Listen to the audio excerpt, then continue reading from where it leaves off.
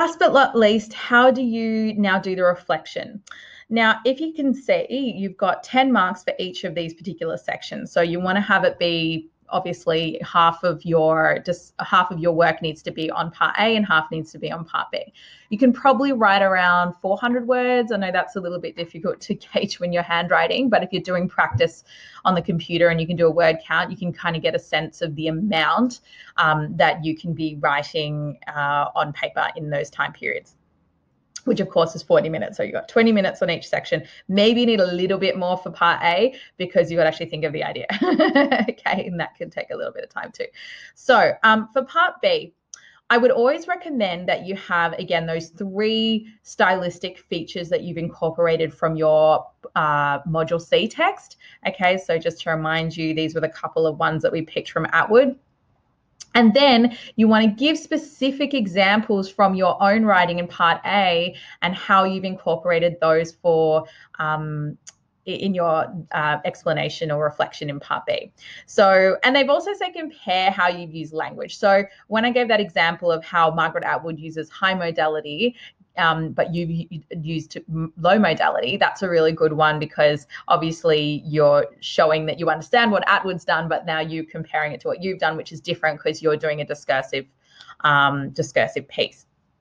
So have one sentence as a quick introduction to this one where you talk about, you just mentioned which prescribed text you're going to be doing and also the language that you've used, so like anecdote, etc. And then what emotion have you actually evoked?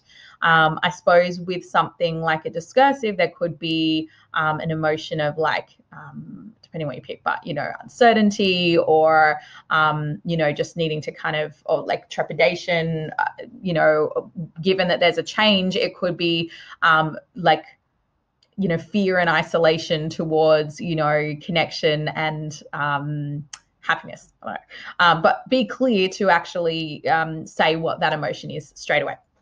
And then I usually recommend doing 3 mini paragraphs on each of the techniques that you've used from Module C. So let's say you use anecdote, you've got that in the first one, you talk about how Atwood's done it, maybe even give an example if you can, and then talk about how you've used that.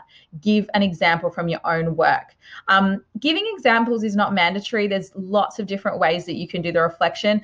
I personally find it easier to have the focus of being able to use examples and being a little bit more into the analysis because I'm more used to that. And, you know, depending on where you're up to, that may be different for you. But obviously you have to do quite a lot of essay writing. So you might be more comfortable just having somewhere you can target. So like example from Atwood, example from you. So if you do that 3 times, then you can explain, you know, and look, the other thing too, I'd probably recommend, I didn't put this down here, is maybe you do want to use motif from Atwood because she uses motifs. And if you're going to use the book, then you've kind of got a clever way to introduce the fact that you've used a motif from Atwood, plus you've obviously incorporated the stimulus as well.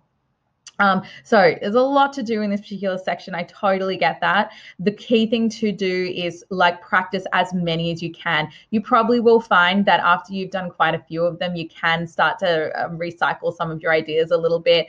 As we've talked about, that this one about isolation could be used for an imaginative or a persuasive or a discursive, like, so have your issues ready. So that's why doing this sort of thing, this sort of work is really a good idea. So you've got that bank of ideas. You're not just coming up with something from scratch, and then as many practices as you can do and ideally get marked, the better.